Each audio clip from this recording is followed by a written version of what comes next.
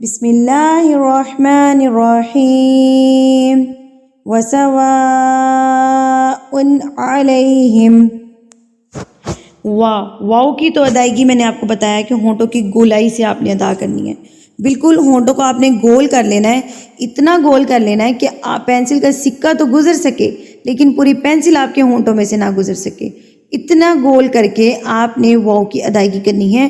واو واو وسوا وسوا وسوا. ٹھیک ہے.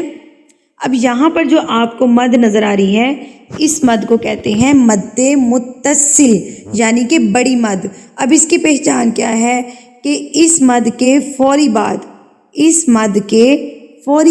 یہ والا حمزہ آئے گا. یہ والا حمزہ اگر ہوگا اس مد کے بعد تو آپ کو پتہ چل جانا چاہیے یا آپ کو پہچان ہو جانی چاہیے کہ یہ کون سی مد ہے.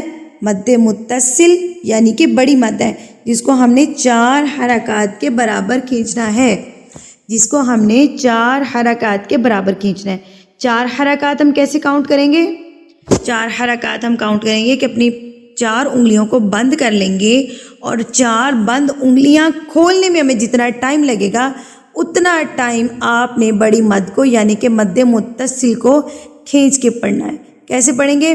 وَسَوَاءٌ عَلَيْهِمْ وَسَوَاءٌ عَلَيْهِمْ. اب یہاں پر نا عموماً مسٹیک کیا کرتے ہیں کہ یہ تنوین ہے نا تو یہاں پر نا غنہ کر رہے ہوتے ہیں کہ اس کو پڑھے ہوتے ہیں یا غنہ کر رہے ہوتے ہیں یا اخفا کر رہے ہوتے ہیں.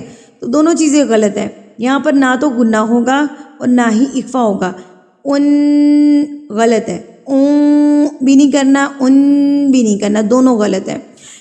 اگر تنوین کے بعد حروف حلقی میں سے کوئی حرف آ جاتا ہے تو وہاں پر اظہار کیا جاتا ہے یعنی کہ اس کو جلدی سے پڑھنا ہے آپ نے. ان علیہم ان علیہم. ٹھیک ہے. یہاں پر حروف حلقی کتنے ہیں؟ حروف حلقی کتنے ہیں آپ لوگ مجھے کمنٹ سیکشن میں بتائیے کہ حروف حلقی کتنے ہیں. حروف حلقی 6 ہوتے ہیں. حمزہ ہا, عین ہا, غین خا. حروف حلقی جو الفاظ حلق میں سے ادا ہوتے ہیں نا ان کو کہتے ہیں حلقی.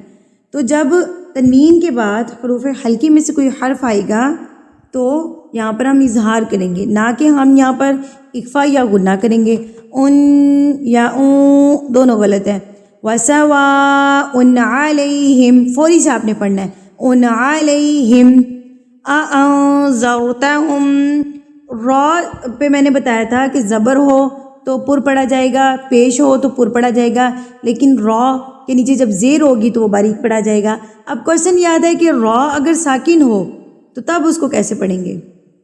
تو آپ اس کے پہلے والے حرف کو دیکھیں گے. اگر پہلے والے حرف کے اوپر زبر ہے تو آپ را کو پر پڑھیں گے, پہلے والے حرف کے نیچے اگر زیر ہے تو اس کو آپ باریک پڑھیں گے. تو ہم اس کو کیسے پڑھیں گے؟ أَأَنذَرْتَهُمْ أَمْ لَمْ تُنذِرْهُمْ لَا يُؤْمِنُونَ. یہاں پر دیکھیں أَنذَرْتَهُمْ پہ زال پہ زبر تھی تو ہم نے را کو پر کر کے پڑھا. یہاں پر زال کے نیچے زیر ہے تو ہم نے را کو باریک پڑھا. تُنذِرْهُمْ أَأَنذَرْتَهُمْ تُنذِرْهُمْ لا يؤمنون. میں نے بتایا تھا کہ اگر اس حمزہ کے اوپر ساکن آ جائے یا جزم کی حالت آ جائے یا سکون کی حالت آ جائے تو اس کو ہم جھٹکا دے کے پڑھیں گے. یؤمنون نہیں پڑھنا, یؤمنون. ٹھیک ہے, جھٹکا دے کے پڑھنا ہے.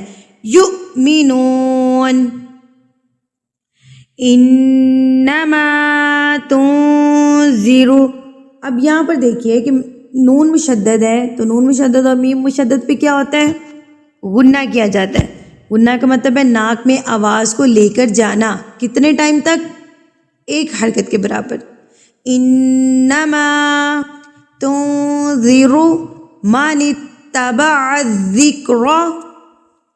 تا کے اوپر تشدید ہے تو اس کو بھی آپ نے مضبوطی سے ادا کرنا ہے. ذال جو ہے نا یہ نرم حروف ہے, اس کو بھی آپ نے نرمی سے پڑھنا ہے. ز والی ساؤنڈ نہیں دینی, اس پہ آپ نے سیٹی والی ساؤنڈ نہیں دینی. من اتبع الذکر را پر پڑھا جائے گا کیونکہ یہاں پہ زبر کے ساتھ آ گیا.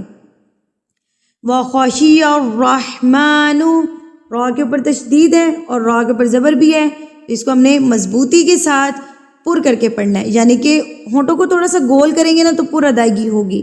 وخشی الرحمن بالغیب، با قلقلہ کریں گے، کیوں کریں گے؟ قاف قا با جیم دال 5 حروف جب ساکن ہوں یا وقف کی صورت میں ہوں تو ان پر قلقلہ کیا جاتا ہے۔ قاف طا با جیم دال 5 حروف، ٹھیک ہے؟ تو اب یہاں پر بالغیب پہ میں وقف کر رہی ہوں، تو یہاں پر ہم کیا کریں گے؟ قلقلہ کریں گے، مطلب یعنی کہ ہلا کے پڑھیں گے، لفظوں کو مار کے پڑھیں گے، لفظ اپنے مخرج سے ٹکرا کے واپس آواز آئے گی۔ بالغیب، ب بالغیب، روکنا نہیں ہے آواز کو، بالغیب ب، ٹھیک ہے؟ بالغیب فبشرہ، شین ویسے بھی سیٹی والے حروف میں سے ہے اور اس کے اوپر تشدید آ گئی ہے تو مزید آپ اس کو مضبوطی سے پڑھیں گے۔ فبشرہ بمغفرۃ واجر کریم، یہاں دیکھیں جیم ساکن ہو گیا نا، یہاں پر ہم نے وقف کی صورت میں ہم نے اس کے اوپر قلقلہ کیا تھا، یہاں پر ہم جزم کی صورت میں ہم اس پہ قلقلہ کریں۔ واجر کریم،